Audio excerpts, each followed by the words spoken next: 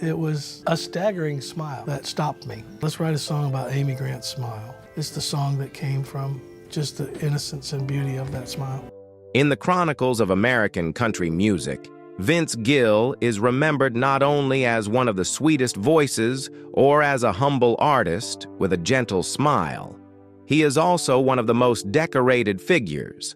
22 Grammy Awards, dozens of Billboard-topping hits, and even the rare honor of stepping onto the stage with the Eagles, a legendary band that many dream of joining but never reach. People call him the Gentleman of Nashville, a model artist, free from scandal, devoted to music with all his heart. But the brighter he shone, the more he concealed the shadows of his life. Behind the tender love songs lay suffocating losses, collapses that nearly crushed him, and family tragedies few could imagine befalling someone hailed as the gentleman of country music. Even within the music world, Gill was not always mild-mannered. He once quietly refused to appear at tribute concerts for Kris Kristofferson, mocked Billy Ray Cyrus's achy, breaky heart, kept his distance from Garth Brooks, and openly criticized the rise of the bro country generation. A model gentleman, yes, but beneath the calm exterior smoldered a fire of anger he rarely allowed to show. So what created such a contradictory Vince Gill? A man both kind and uncompromising, both beloved and silently burdened with sorrow. His story is not just the journey of a star, but of a heart constantly tested. And it is in those cracks that his true strength is revealed. Early life. Vince Gill was born on April 12, 1957, in Norman, Oklahoma. A quiet little town where people often said, music flows through every corner. Inside the family's modest wooden house, the Gill household was always filled with the sound of instruments and singing. His father, Stanley "Stan" Gill, a stern lawyer, carried a deep passion for guitar and banjo. After long, exhausting days at court, he would sit down with his instrument and strum a few melodies. From those sturdy hands, Vince first discovered the power of music. His mother, Jareen, completed the picture. She could sing, play the harmonica, and often harmonized with her husband late into the night. They were not professional musicians, but their love for music was strong enough to turn their small home into a family stage. Evenings spent gathered around the radio, listening to the Grand Ole Opry or the latest rock and roll hits, planted in Vince the belief that music could be both intimate and grand. At just 5 years old, Vince picked up his grandmother's old guitar and began plucking his first notes. His earliest lesson was the song Old Shep, and from that moment on, he realized music was not only something to listen to, but also a way to tell stories. 3 years later, alongside his half-brother Bob Cohen, Vince performed Long Tall Texan by the Beach Boys on a local radio show. It was a small performance, but for the two boys, it was their first taste of the magic of hearing their own music broadcast to the outside world. Bob was more than a brother. He was Vince's first companion in music. They would spend hours playing guitar and singing along to the songs they heard on the radio. This bond became one of Vince's most treasured childhood memories. A bond that years later, after Bob's tragic death in an accident, he would immortalize in his timeless song, Go Rest High on That Mountain. As a teenager, Vince didn't stop at guitar. He explored dobro, fiddle, banjo, mandolin, and bass. Every time he picked up a new instrument, he found another way to express himself. His first teacher outside the family, musician J. Julian Atkins, recognized rare talent in the small-framed boy and guided him with care. Lessons with Atkins were not just about technique, but discipline. Respect every note, and understand that music is serious work. At school, Vince often carried his guitar. During recess, he would stand in the courtyard and play songs like "The House of the Rising Sun" to entertain his classmates. The cheers and applause left him both trembling and exhilarated. He later admitted, "I was so nervous I almost couldn't play, but music pulled me out of my fear." In that moment, he realized music was no longer just a family pastime. It was his destiny. Still, his childhood wasn't entirely idyllic. His relationship with his father was one of the greatest challenges. Stan Gill was both an inspiring mentor and a stern parent whose strictness could feel suffocating. He was complex, tough, and distant, Vince recalled. The clashes left him torn between longing for approval and the pain of not being understood. Perhaps it was from these early struggles that Vince later emerged as an artist, both tender and resolute, capable of singing the sweetest ballads while harboring a quiet anger toward what he saw as betrayals of country tradition. When he first stepped onto a school stage, Vince nearly froze with nerves. But once the spotlight hit and the music began, the fear dissolved. In that instant, the boy from Norman knew he had found his true home in life: music. Early career. Vince Gill's musical journey did not begin on glamorous stages or under dazzling spotlights. It began with grueling road trips in an old truck, bar gigs where the audience drank beer and heckled, and nights spent sleeping wherever he could backstage. In the 1970s, as a young man in his early 20s, Vince joined the bluegrass band Mountain Smoke. It was there that he had his first real collision with the profession, playing music under harsh conditions, with no money, no fame, only pure passion. With Mountain Smoke, Vince learned that music was not just about technique, but also about having the courage to face unpredictable crowds. At one show, the audience began throwing objects on stage, shouting and jeering. Instead of silently enduring, Vince raised his middle finger and walked off. For the first time, people saw the fiery side of the man who would later be called the Gentleman of Nashville. He would not tolerate disrespect. What seemed like a rash act became a turning point, proving that Vince was willing to defend his dignity even before he had a name. A bigger opportunity arrived in 1978 when Vince joined the country rock band Pure Prairie League, a breakthrough that pulled him out of the endless bar circuit. Here, he wasn't just a musician. He became the lead vocalist, delivering tender, heartfelt ballads. The hit "Let Me Love You Tonight" carried the band's name far and wide, and audiences began to recognize Vince Gill's sweet, soul-stirring voice. Yet the light of Pure Prairie League did not last. Internal tensions, some members wanting to preserve the traditional country sound, others eager to lean toward pop or rock, began to fracture the band. The pressure to sustain success after a big hit only deepened the divide, and eventually the group dissolved. For Vince, it was a jolt. Just as he had tasted glory, he had to face collapse. But instead of giving up, Vince made the bold, risky choice to go solo. He knew this meant there would be no one to lean on, no band name to shield him. Every eye, every expectation, every failure would fall squarely on his shoulders. At first, it was a lonely, punishing road. Vince struggled to carve out his own identity while competing against hundreds of hungry artists in Nashville. There were nights when he sang to a few dozen indifferent listeners and songs that vanished into oblivion without a trace.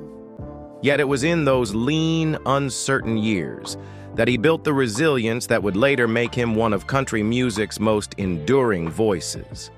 Vince once reflected, "If I didn't believe in myself, how could I expect anyone else to?"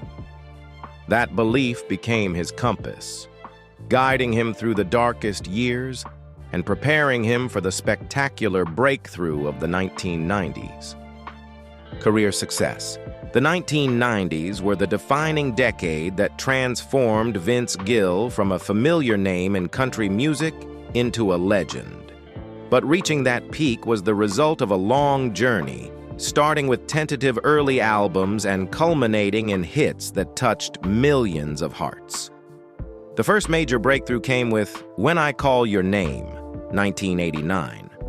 The title track, a haunting ballad of heartbreak, not only earned him his first Grammy, but also marked the arrival of a singular voice in country music. After years of knocking on Nashville's doors, Vince had finally found his own sound. His next album, Pocket Full of Gold, 1991, cemented his place with hits like Liza Jane and Pocket Full of Gold. In 1992, Vince stepped firmly into superstardom with I Still Believe in You. The title track shot straight to #1, won on Billboard's Hot Country Songs, and became one of the decade's timeless love songs. Other tracks like Don't Let Our Love Start Slipping Away and Trying to Get Over You captivated both fans and critics. At this point, he was virtually unrivaled on country radio. 2 years later, when Love Finds You, 1994, offered fresher sounds, including What the Cowgirls Do, an upbeat tune that still carried his signature storytelling depth. Then came High Lonesome Sound, 1996, where Vince showed he wasn't just a balladeer. He was also willing to experiment, blending traditional country with bluegrass. The album brought him back closer to his roots, evoking both nostalgia and modernity. By 1998, The Key was hailed as one of his artistic pinnacles.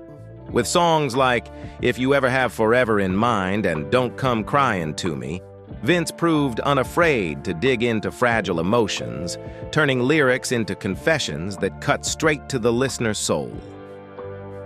The new millennium began with Let's Make Sure We Kiss Goodbye, 2000, a love manifesto dedicated to Amy Grant, his wife and greatest inspiration. The songs here were intimate and personal, a stark contrast to his earlier universal ballads. Then, with Next Big Thing, 2003, which he fully self-produced, Vince displayed the maturity and independence of an artist in full control of his craft. In 2006, he stunned the music world with These Days, a 4-disc box set, each dedicated to a different style: traditional country, love songs, bluegrass, and country rock. It was the most ambitious project of his career, showcasing his versatility and his relentless drive to challenge himself. Later albums like Guitar Slinger, 2011, and Down to My Last Bad Habit, 2016, kept his name glowing, featuring songs that reflected more directly on love, family, and the trials of aging. With Okie, 2019, Vince stirred conversation in Nashville by weaving personal storytelling with broader themes of social issues and faith. But Vince's legacy isn't only defined by his albums. His catalog includes iconic hits like Never Knew Lonely, Look at Us, One More Last Chance, Whenever You Come Around, and especially Go Rest, High on That Mountain, 1995. Written out of grief for his brother Bob and close friend Keith Whitley, the song became a universal elegy, soaring at funerals across America and standing as a powerful testament to his ability to turn private sorrow into collective healing. His rise was marked by an avalanche of awards. Throughout the 1990s, Vince won at least one Grammy each year, bringing his total to 22, an extraordinary record for a male country artist. He was also named the Country Music Association's Male Vocalist of the Year 5 consecutive times, 1991 to 1995.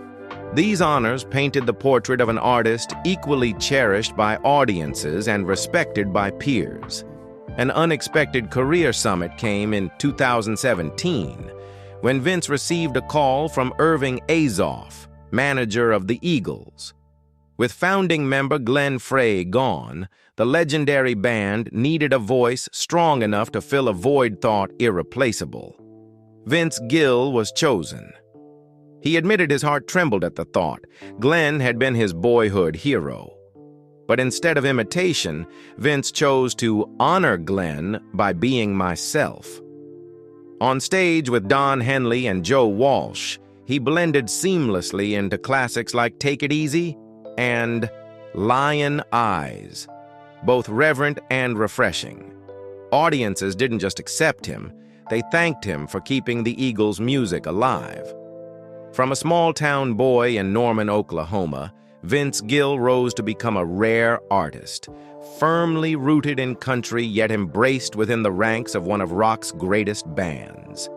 His career, therefore, is not confined to Nashville. It is woven into the global memory of music. Turmoil and shadows. From the outside, Vince Gill's life might appear to be nothing but a gentle smile and love songs that melt audiences' hearts. But behind the stage lights lies a string of shadows that even a resilient artist like him nearly succumbed to more than once. The deepest wound came from family. His brother Bob, the one who had stood beside him from his earliest days with a guitar, his soulmate who sang Long Tall Texan with him on local radio as teenagers, was killed in a car accident at just 22. The sudden loss not only took away his brother, but left a permanent void in his soul. Gill admitted there were years when he was engulfed by grief, trying to mend it with music. Out of that wound, he wrote, "Go rest high on that mountain." The song became more than a farewell to Bob. It turned into a national hymn of mourning and hope, played at countless funerals across America, reaching millions in ways he never anticipated. If personal loss fractured him on the inside, financial turmoil struck equally devastating blows.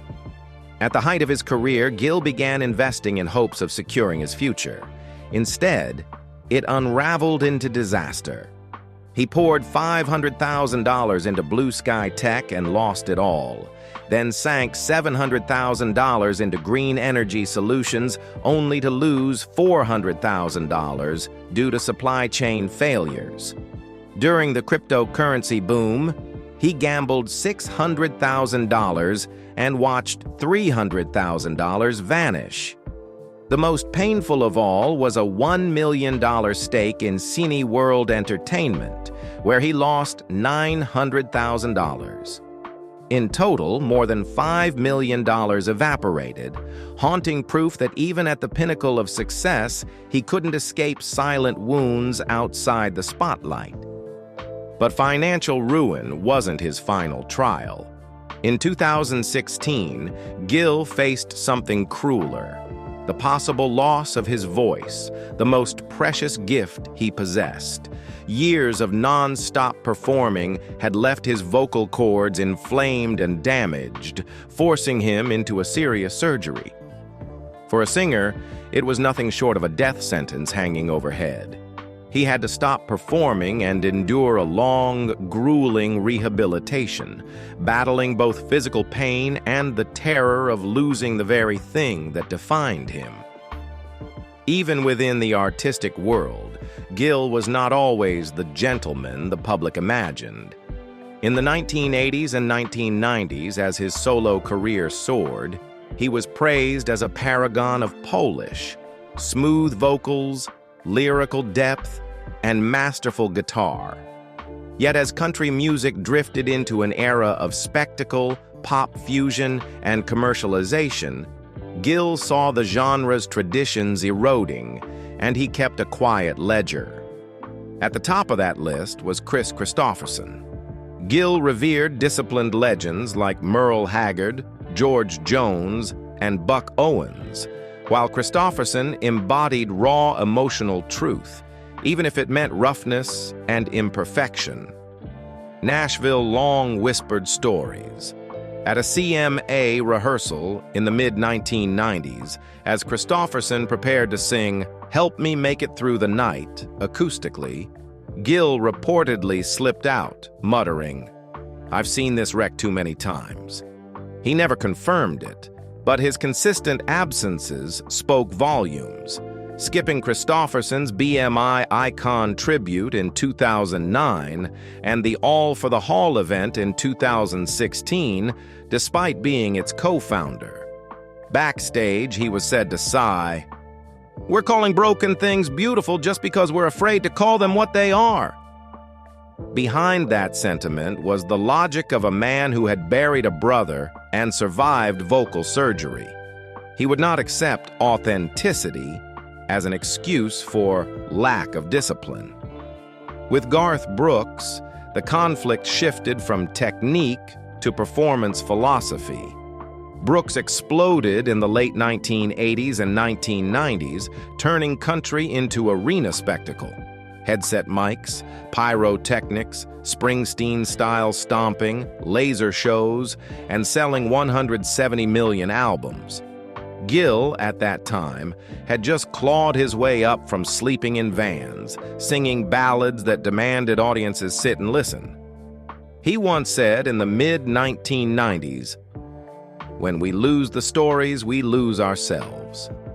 He didn't name Brooks, but the arrow was clear, aimed at a form of country morphing into Broadway. Gill remained courteous in public, never attacking directly, but his choices were consistent. No shared stages, no collaborations, and even turning down appearances at award tributes because "I can't say words I don't believe." Loss had taught him that audiences come to country music to hear stories, not to be blinded by fireworks. Billy Ray Cyrus was another symptom of what Gill feared, image overshadowing substance.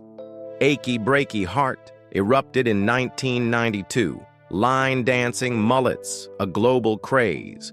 But for Gill, it was an empty formula. Repetitive hook, shallow emotion, everything about surface appeal. His barbed backstage quips, calling it karaoke with a mullet or saying it set country back 10 years, sound harsh, but within the context of his life, losing money chasing opportunities, nearly losing his voice from overwork, one sees why he was hypersensitive to easy shortcuts. To him, the song symbolized a cultural slide, from storytelling to spectacle. Shania Twain took the conflict global. Come On Over conquered across genres with fashion, pop hooks, and crossover superstardom. Gill wielded a sharper weapon than criticism: silence. In Nashville, not praising, not collaborating, not joining tributes was itself a statement. To Gill, Shania marked the breaking point, when country ceased being the front porch sigh and became mass-market product. For a man who had written "Go Rest High on That Mountain" out of personal grief, anything that sold too easily was suspect. And after surviving vocal surgery, he could not embrace a craft boiled down into formulas. By the early 2010s, the rise of bro country, spearheaded by Jason Aldean, pushed Gill past subtlety. He said bluntly, "We've dumbed it down. Fun is fine, but don't call it country just because there's a pickup truck in the video." After enduring loss and therapy, he trusted only in what could stand on the strength of a story. Anything built on cliches, trucks, beer, parking lot parties, was just a slogan. For that reason, he avoided festivals and awards dominated by Aldine, not out of personal spite, but out of refusal to endorse an aesthetic he saw as betrayal. When Kanye West declared himself the greatest artist of all time, Gill responded gently, "I see a lot of young people walk into a room expecting the whole world to bow down. Back in our day, we listened first." Beneath those words lay his philosophy, forged through grief, failure, and surgery. Music is service, humility, and giving. It does not exist to inflate the ego. To Gill, Kanye, despite all his brilliance, embodied the age of noise, where volume replaced depth, where going viral eclipsed durability. These clashes were never mere personal grudges. They reflected Gill's deepest contradiction. One side tender and kind in his ballads, the other fiercely angry at carelessness and shallowness. Just as in his private life he had to endure loss and crisis, in music he fought a cultural tide, dragging country away from its roots. In these collisions, one sees the true Vince Gill, contradictory yet steadfast, an artist who chose to defend the soul of country music, even if it meant standing alone. Personal life, on stage, Vince Gill is a symbol of calm, talent, and endurance. But off stage, he has lived through marriages full of conflict and private struggles no less intense than the sad ballads he so often sang. His first marriage was to Janice Oliver, singer of the country duo Sweethearts of the Rodeo. They met in the late 1970s, both still hustling to make a living through music. Gill was a young man just emerging from bar gigs and bluegrass groups, while Janice and her sister Christine were working hard to establish their duo. At their first meeting, Vince and Janice quickly found a connection. Two young artists bound by the same passion for music and a shared dream of building a simple home amidst a wandering life. They fell in love with a youthful intensity, convinced that music would be the glue holding them together forever. In 1980, Vince and Janice married in a quiet ceremony, far from the flash of showbiz weddings. They started out in a modest home, richer in dreams than possessions. Their joy doubled when their daughter Jennifer, Jenny, was born. In those early years, family life became Vince's greatest inspiration. He toured constantly, while Janice continued performing with Sweethearts of the Rodeo. Simple family meals, a child's laughter, and sleepless nights spent writing songs left him with sweet memories. But eventually, the glare and pressures of success came knocking. By the late 1980s, Vince's career was taking off. Endless tours, recording sessions, and high-profile performances consumed him. Meanwhile, Janice and her group had some charting hits, but their success could not compare to Vince's. Professional imbalance soon became emotional distance. Janice felt left behind, while Vince was trapped in a schedule with no escape.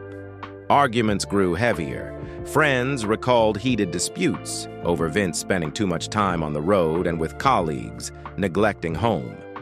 Tension deepened when his growing closeness with pop star Amy Grant became increasingly visible. Nashville tabloids swirled with rumors of a friendship that went too far. Vince kept silent, but that silence only fueled suspicion and further strained the marriage.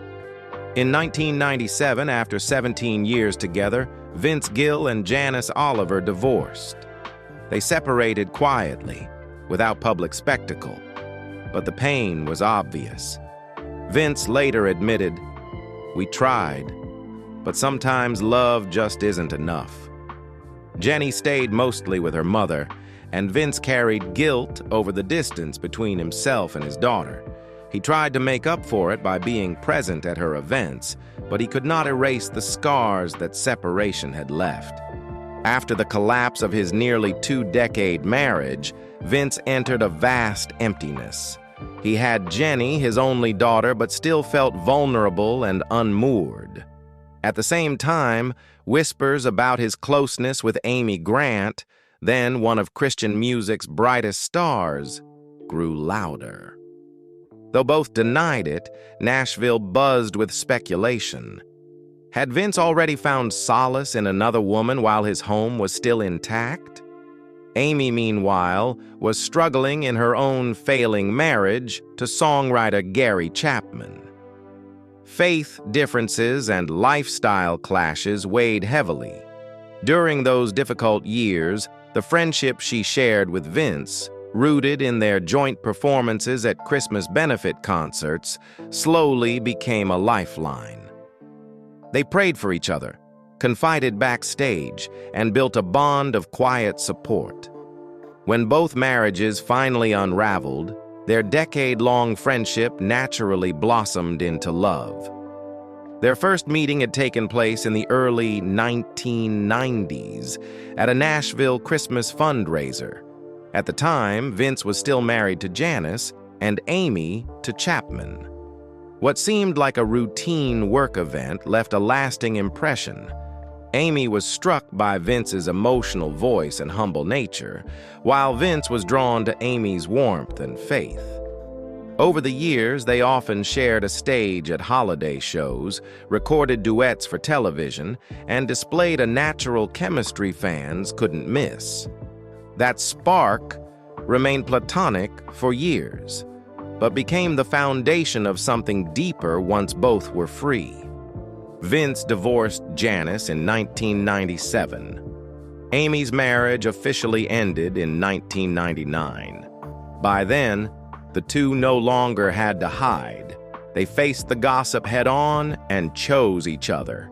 In March 2000, Vince and Amy married in Nashville. The wedding was intimate, more family-centered than star-studded. Alongside close friends and fellow musicians were their children, Vince's daughter Jenny and Amy's 3 children from her first marriage. In 2001, they welcomed their only child together, Karina Grant Gill. She became the bridge in their blended family of 5 children. Vince, by nature patient and steady, embraced the role of stepfather without ever trying to replace the children's biological father. Instead, he became a mentor, a guitar teacher, and a steady hand when needed.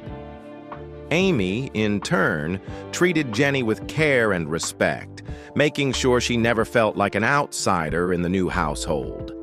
Their marriage was not without strain. Early on, they had to reconcile habits, household rhythms, and intense media scrutiny.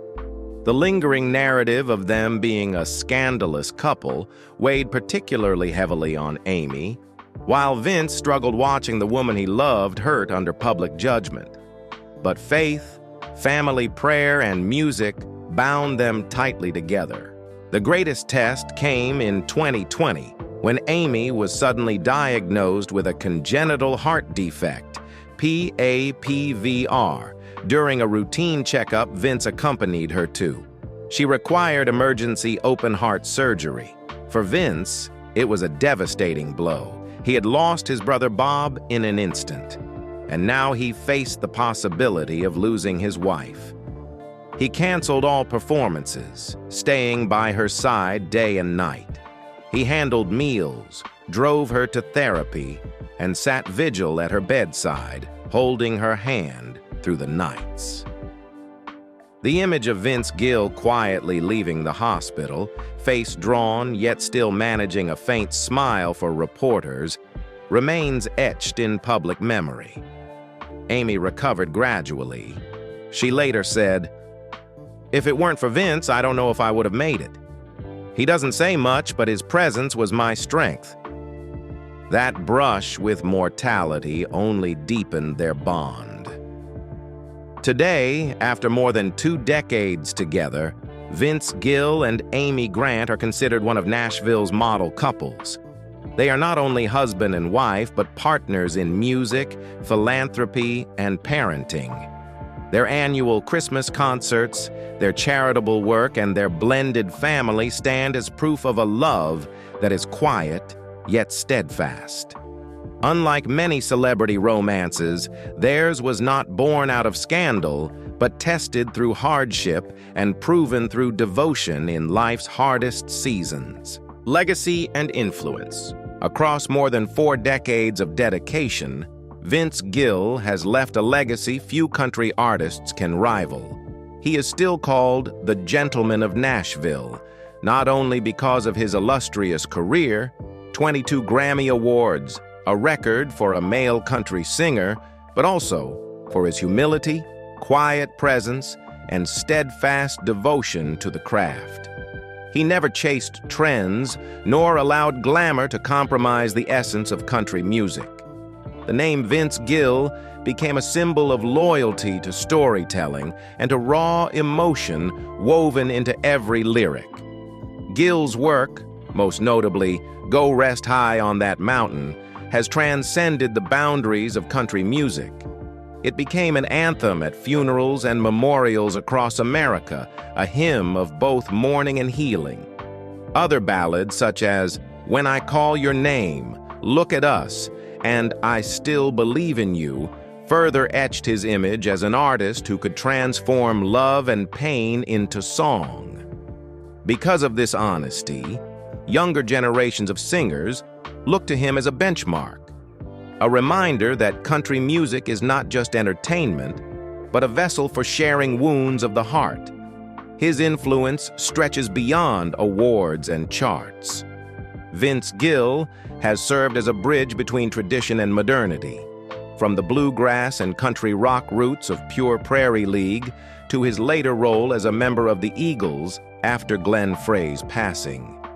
He proved that country music can merge into larger oceans of sound without losing its identity. At the same time, his gentle demeanor, simple lifestyle, and devotion to family shaped an archetype of the artist, husband, father respected throughout Nashville. Beyond music, Gill has made a deep mark through philanthropy. He has been a driving force behind All for the Hall, a concert series raising funds for the Country Music Hall of Fame, supported music education for children, and more recently, joined Amy Grant in raising awareness about heart disease after her life-saving surgery.